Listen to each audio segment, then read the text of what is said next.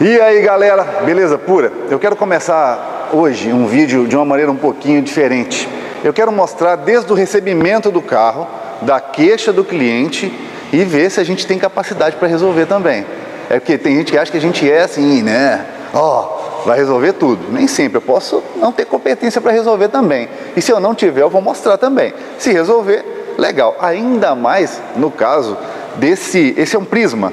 É um Prisma equipado com motor 1.4 com câmbio automático, né? Eu estou aqui com o Neto, cheguei Neto, eu quero entender por que você está trazendo esse carro que está em garantia aqui para a High-Torque. Então, cara, é o seguinte, o carro começou a falhar comigo e assim, uma falha meio intermitente, quando você anda bastante. Ele foi piorando com o tempo, né? Levei na garantia, os caras, levei 3 vezes para a concessionária, eles mexeram, tal, andavam, falavam, tá ok, pode pegar o carro. Pegava e não adiantava. Pelo que você me falou, você deixou o carro na concessionária e andaram 6 km só. Teve um dia que eu deixei que foi o tempo maior, que ficou uma semana, andaram 6 km. 6 km, quer dizer, não é nem o tempo suficiente para poder detectar o defeito. Exato, eu cheguei um dia para dar o defeito, eu andei quase 20 para ele começar a dar o defeito. Olha só, pessoal, antes de qualquer coisa, uma dica que eu quero dar, tanto para o mecânico quanto para o dono do carro. O dono do carro tem que entender que ele tem que dar carta branca para o mecânico, lógico, está sob a responsabilidade dele. Então, documento do carro, o dono do carro vai saber o horário que aquele carro está sob a responsabilidade do profissional e o que acontecer de multa ou qualquer problema que tenha é a responsabilidade da oficina. Por isso que é bom você levar o seu carro numa oficina, que tem CNPJ, que tem tudo bonitinho, beleza? Nota fiscal. Outro ponto importante. O mecânico precisa rodar com o carro. Se ele ficar com preguiça e querer ficar só no básico, trocando peça aqui, trocaram velas... Vela e um bico, falou que tinha um bico injetado. O bico é na garantia? Tudo na garantia. A vela também? Tudo, não nada. E colocaram o cabo também para ver se resolvia? Isso aí foi não foi na concessionária, foi um outro mecânico que no desespero, que eles meio que estão dando um pelé em mim, não estão meio... Entendi. Aí eu fui e ele trocou para ver, mas também não era. Bom, isso que eu estou conversando com ele, esse problema de dono de carro que está em garantia. Você compra o carro há 3 anos de garantia. O que adianta ter 3, 5, 10 anos de garantia se quando você leva para o concessionário, o que acontece? A sua experiência é péssima. As pessoas não têm capacidade de diagnosticar e de resolver. Tem que ter, dentro da concessionária, eles são obrigados a ter, porque eles têm acesso à informação privilegiada, informação técnica e principalmente peças para teste. Mesmo que o mecânico não tenha uma competência lá muito boa para usar determinadas ferramentas, ele vai lá no estoque, deixa eu ver se é essa peça e coloca e testa. Né? Então, pessoal, a gente vai batalhar aqui para poder ver se o carro está falhando, depois que está aquecido, depois que ele roda muitos quilômetros. Então, eu estou pensando até em descer para São Paulo com esse carro. Eu tenho um evento lá de carro elétrico, eu vou nesse carro, o dono já está sabendo, ele falou para eu fazer isso, então está clara essa conversa. Eu vou para São Paulo nele, caso seja necessário, antes de ter que fazer esse teste, que é o último caso de ter que fazer uma rodagem longa, eu vou fazer os testes aqui dentro da oficina. Scanner e principalmente nos casos de defeito intermitente, agora sim o uso do osciloscópio. Beleza? Show de bola. Tranquilo e sereno? Tranquilo. Então deixa comigo. Beleza. Vamos tentar resolver, matar essa onça. Valeu. Vamos lá. Estamos colocando o carro aqui no elevador, mas existe sempre aquela suspeita. Depois que você tem uma prática com a manutenção, algumas coisas têm uma característica própria, alguns defeitos. Aqui no caso, eu estou suspeitando do sistema de ignição. Mesmo que ele tenha trocado velas, experimentado novos cabos, você pode ter um problema de bobina. Ele levou o carro na concessionária e o pessoal falou que se fosse um problema de bobina, ia acender a luz de injeção. Realmente, se for no primário de ignição, acende. Mas no secundário, nem sempre. Você tem um problema depois do controle da central. Não é ali no primário, onde o conector eletrônico está e onde a central sabe o que está acontecendo. Você pode ter um problema de secundário, você pode ter um problema de geração de campo magnético, interferência, ruído eletrônico. É uma série de coisas que o scanner não pega. Então, eu acredito ser sistema de ignição, mas só depois de um diagnóstico apurado. Uma dica para você, colega reparador, para fazer um diagnóstico, tentar encontrar um problema no sistema de ignição. Quando você aumenta a carga do motor, a chance de se manifestar uma falha de ignição é maior. Então, o que você pode fazer para aumentar a carga do motor? Ligue os componentes elétricos, acenda farol, ligue o ar-condicionado, desembaçador, circulação do ar interno, ligue os componentes, os consumidores elétricos. A chance de um problema de ignição aparecer é bem maior. Nesse momento é a hora que separam os curiosos dos profissionais. Quantos mecânicos, pseudomecânicos, acham que é só comprar um scanner, ligar no carro, que ele vai resolver o problema do carro? Tem muita gente assim. Tem muita gente que não entende como funciona, porém, ele quer fazer diagnóstico. Primeira coisa que você tem que entender, scanner lê código de falha gerado pela unidade de controle eletrônico, seja ela motor, freios, airbag, o que for. Se você achar que vai plugar um scanner no carro e ele vai te contar o que está acontecendo no carro, meu amigo, sinto muito te informar, você está muito enganado. Quer ver? Scanner ligado, motorização correta. O que eu vou fazer aqui? Chamar falhas. Eu vou comunicar agora com a central do carro e está aqui, ó, não foi detectada nenhuma falha no sistema. Aí muitos falam, ó, doutor, não consegui achar o problema do seu carro, não tem nada aqui, e dane-se o cliente. Aí o cliente fica sem a solução do problema e a oficina mecânica deixa de ganhar dinheiro. Uma outra coisa aí para o colega mecânico, se você fez isso aqui e não resolveu nada, faz uma coisa, deixa o cara ir embora sem pagar pelo menos, tá bom? Você não resolveu o problema, é ou não é? Vamos lá, bom senso, né? Pelo menos não vai cobrar do cara esse rastreamento se você não conseguiu pelo menos dar uma noção, uma luz para o cara, uma direção para ele resolver o problema. A gente está vendo aqui que o problema não é na injeção, mas porém eu consigo ver outras coisas utilizando o scanner, que é a leitura dos parâmetros. Aqui eu coloco em leitura de parâmetro, olha só, eu tenho aqui, ó, um valor agora de 79 graus de temperatura da água. Aqui o valor mínimo é 80.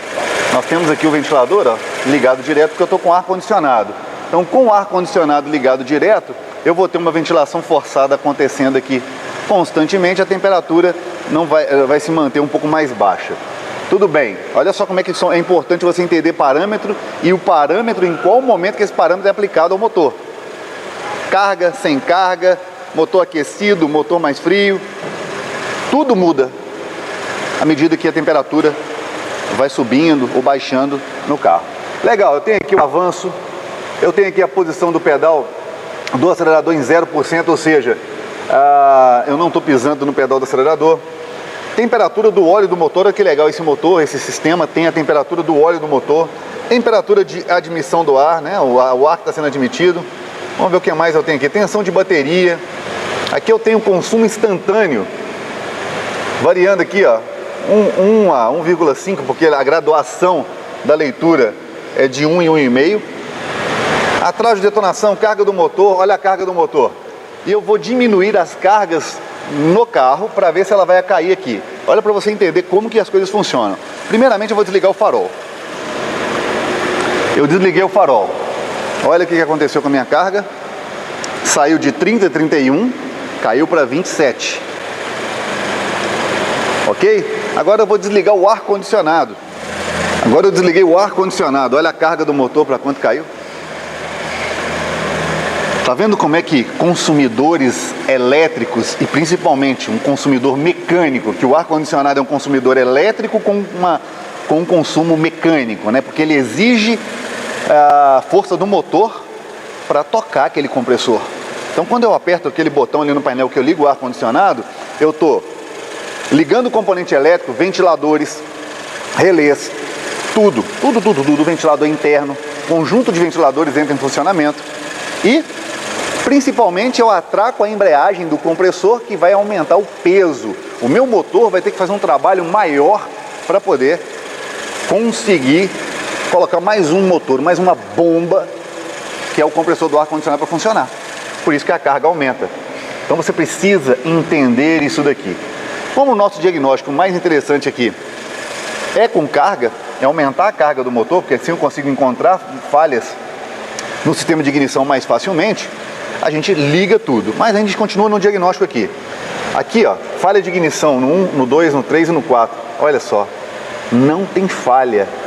Se tivesse alguma falha gravada aqui, eu teria essa informação disponível para mim na parte de falhas. Então ele está aqui, ó, o estado perfeito, não tem falha. Ele está com 100% de álcool. O scanner 3 da Raven é muito completo quando a gente fala de informação. E aqui eu tenho a posição da borboleta. Olha que interessante essa posição da borboleta, ela está em 4%. Olha o que vai aqui, ó, valor de referência da borboleta. E aqui a posição da borboleta. Olha que interessante. Vou ligar farol. Vamos ver se a borboleta vai manter, né? Vamos ligar farol, cadê o farol? Tá aqui. Liguei farol. Vamos ver se a borboleta manteve. Aumentou, né? Na hora, né? Por que que a posição da borboleta mudou aqui, galera? Porque eu aumentei o consumo. Olha como é que uma lâmpada, se tivesse LED, consumiria muito menos. Mas uma lâmpada, eu liguei as lâmpadas, nem o farol alto, farol baixo, e a minha borboleta já teve que abrir um pouquinho mais para compensar o funcionamento dela. Eu tenho que deixar mais ar entrar para o carro compensar a rotação, ou seja, o consumo aumenta só de eu usar o farol. Olha só como é que são as coisas. Agora eu vou ligar o ar-condicionado. Espera ele atracar, eu dou o comando lá, ele vai atracar e daqui a pouquinho vai subir. Já tem 5. Ver se está ligado, deixa eu conferir mais uma vez. Agora sim, está ligado. Compressor ligado. Olha o que acontece com a posição da borboleta. Olha o valor de referência sobe e a posição da borboleta vai para 9%. Ah, com ar-condicionado o carro gasta mais combustível. Gasta. Gasta. É um motor a mais, é uma bomba, pessoal. A correia tem que movimentar um motorzinho. Entendeu? É isso. Mas vamos continuar aqui no diagnóstico, é uma coisa interessante. Na rotação do motor. Aqui, ó. Vamos lá. Vou marcar aqui a rotação do motor, ok? 750, por aí. E olha que legal que o Raven Trends disponibiliza. Um gráfico, tá? Eu tenho um gráfico aqui de rotação. Olha só de eu ligar e desligar o farol. Ó. Vou desligar o farol, quer ver? Ó. Desliguei o farol. Uma leve queda de rotação, 10 rotações, é praticamente imperceptível. Mas olha o que acontece a hora que o farol entra e depois a central tem que corrigir. Liguei o farol, ó. Viu? Viu essa queda? É isso aqui, ó. Vamos fazer de novo? Eu desligo. Ligo de novo. Ó. Essa queda que tem aqui na rotação é aceitável, uma quantidade de rotações cair, porque está entrando um componente novo. Estou exigindo mais o meu alternador, que o alternador também é por isso que aumenta, né? Porque você começa a puxar do alternador. Então, é normal. Mas dependendo da queda que acontece, se ela for muito alta, chegar a fazer o carro tremer, é porque tem muita sujeira no corpo de borboleta do carro. A gente vai verificar também se tem sujeira ou não nesse corpo. Eu vou fazer o seguinte, eu vou ligar o farol, dar pausa, isso, e desliguei o farol. Aqui, ó, eu parei o meu scanner, para quê? Para ver essa queda. Olha o que acontece, eu saio da faixa aceitável, que é essa branca, e entro numa faixa meio vermelha. No momento que eu ligo o meu farol, o meu alternador é exigido, a rotação do motor cai a ponto de entrar na faixa não interessante. Ou seja, eu poderia até ligar o ar-condicionado ou ligar o farol, que for, qualquer consumidor elétrico, ele ter uma variação, mas dentro da faixa, não nessa faixa vermelha. Por isso eu acredito, sem antes de desmontar, eu creio que a borboleta esteja suja. Pode ser, e a gente vai refazer esse teste também depois. Mas vamos continuar no diagnóstico aqui, porque não tá brincadeira não. Aqui nós vamos ter que partir pro osciloscópio mesmo e monitorar esse secundário principalmente. Tiramos os injetores do prisma, trouxemos aqui para a nossa multijet para verificar a equalização dos injetores. E aqui a gente vê que um está marcando em torno de 37 mililitros, o outro 34, um outro 38 e o outro 34 também. Esse aqui é 35, não, esse aqui está um pouquinho mais. Então vamos lá, vamos ver aqui, ó, 37 na verdade, 31, 2 e 3, 33, 37, 33, 37 e 34. Ou seja, eu tenho então que submeter esses injetores a um banho de ultrassom por causa dessa diferença? Nem sempre. Nem sempre submeter um injetor a ultrassom é a melhor saída. Por quê? Eu posso estar prejudicando o funcionamento do injetor. Ultrassom é bom no injetor que realmente está sujo. Um injetor que está com uma diferença dentro do aceitável, que seria em torno aí 5, às vezes é aceitável até 10%. Mas tal, uma diferença pequena, a própria central de injeção do carro consegue trabalhar o tempo de injeção de forma individual. Então ela compensa essa pequena diferença para mais ou para menos. Se eu coloco um injetor desse dentro de uma cuba de ultrassom à toa, eu posso estar fazendo um processo de endurecimento da mola do injetor, que não é interessante. Então cuidado com banalizar o processo de ultrassom, que você pode estar gerando um problema no lugar de uma solução. E aí pessoal, quantas horas agora? 21 horas, eu estou aqui na rodovia andando com esse aqui, como é que é o nome dele? O Prisma. O carro foi para a concessionária, trocaram vela, cabo, tudo. Chegou para mim com um diagnóstico de falha. Tá, fui andar com o carro, não percebia falha. Alguma coisa parecia que ele tava, parece, dá aquela sensação do carro tá engasgando. Tá, uma falha, parece ser falha. Então eu falei, osciloscópio, ok, bobina ok, no sinal de secundário, tudo beleza. Caramba, o secundário tá bom, quanto mais o primário, que é um espelho do outro. Scanner, biga injetor, vocês viram aí a diferença de equalização mínima. Vamos para a rodovia, vamos para São Paulo capital, rodamos até agora 180 quilômetros, 3 horas de teste. E aí eu consegui então entender o que está acontecendo com o carro. Ele começa dependendo da carga que está o motor, ele começa a vibrar e parece que está falhando. Ele vibra, na verdade é uma vibração que transmite uma sensação de falha. Tudo leva a crer que o problema do carro aqui, na verdade, deixa eu até simular a falha aqui agora, ver como é que está aqui a rodovia, agora está tranquila. Eu vou reduzir a marcha para a 5ª marcha, diminuo a velocidade para abaixo de 60 km por hora, coloco o pé e começa a subir a rotação, começa a acelerar de leve, e nesse exato momento o carro está tremendo, sentindo aí, não, o carro está tremendo, parece que está falha, parece que está engasgando, mas na verdade não é a transmissão.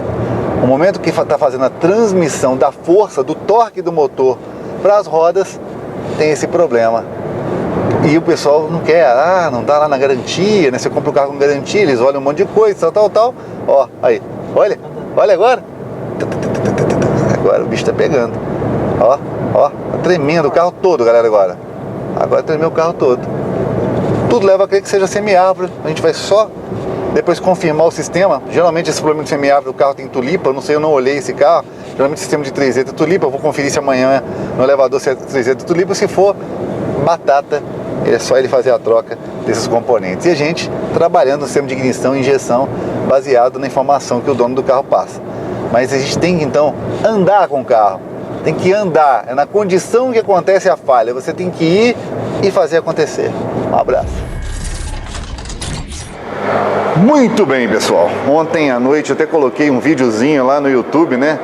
Para quem acompanha o nosso canal aí do YouTube, eu vou colocar um tipo de histórias, os stories do Instagram. Na verdade eu vou fazer também as histórias aí no nosso canal, eu vou colocar vídeos curtinhos, vou criar uma playlist de coisas diferentes aí para vocês, entendeu? Vai estar dentro do YouTube. Tem gente que não tem Instagram, galera, tem pessoas que não tem Instagram, não tem Facebook, então eu vou fazer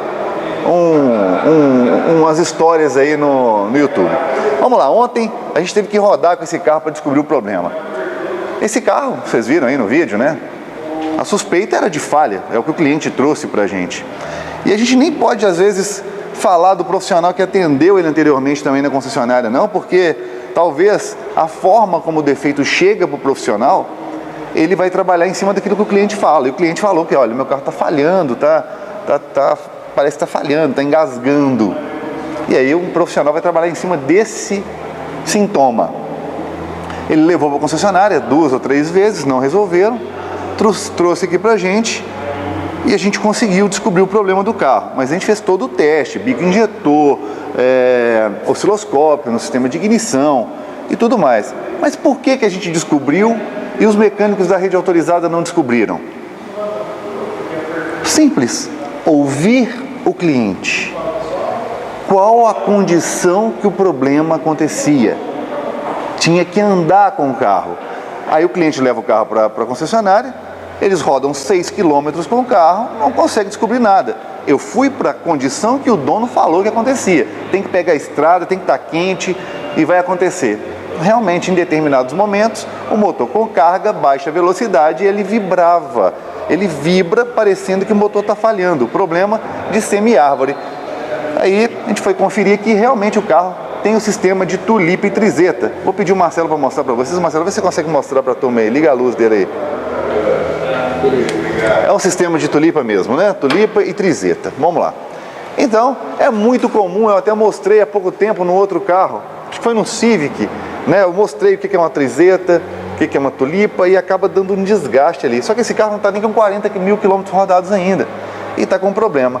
Então agora eu vou falar para ele o problema, o carro está em garantia, ele vai levar esse carro para a concessionária e eles vão ter que fazer a substituição da semi-árvore para ele em garantia. ADG, e aí? E agora, como é que eu cobro isso do cliente? O carro está em garantia, ele trouxe para poder fazer o diagnóstico comigo. Bom, vai ser cobrado dele 2 horas técnicas, 2 horas do meu trabalho, porque eu trabalhei, né? Andar no carro, procurar defeito, ligar scanner, colocar bico para ver equalização, medir o sistema de ignição. Estou cobrando apenas 2 horas de serviço, o cliente está de acordo, né? Isso, tá vendo como é que a gente vende conhecimento também. Não é só vender mão de obra, trocar peça ou sei lá, fazer uma intervenção, uma desmontagem de alguma coisa. O diagnóstico bem feito, ele tem valor a partir do momento que você entende como funciona e sabe ouvir a reclamação do seu cliente. Bacana? É isso aí, turma. A onça está morta. Vou contar para vocês, eu já estava começando a ficar preocupado, que parecia falha mesmo. Parecia que o motor estava falhando, mas não. Era uma vibração que transmite uma sensação de motor falhando. E a claridade aí? Melhorou um pouquinho a claridade? Tá claro? Tá pegando legal? Tá. Eu tô aqui na rodovia andando com esse aqui, como é que é o nome dele?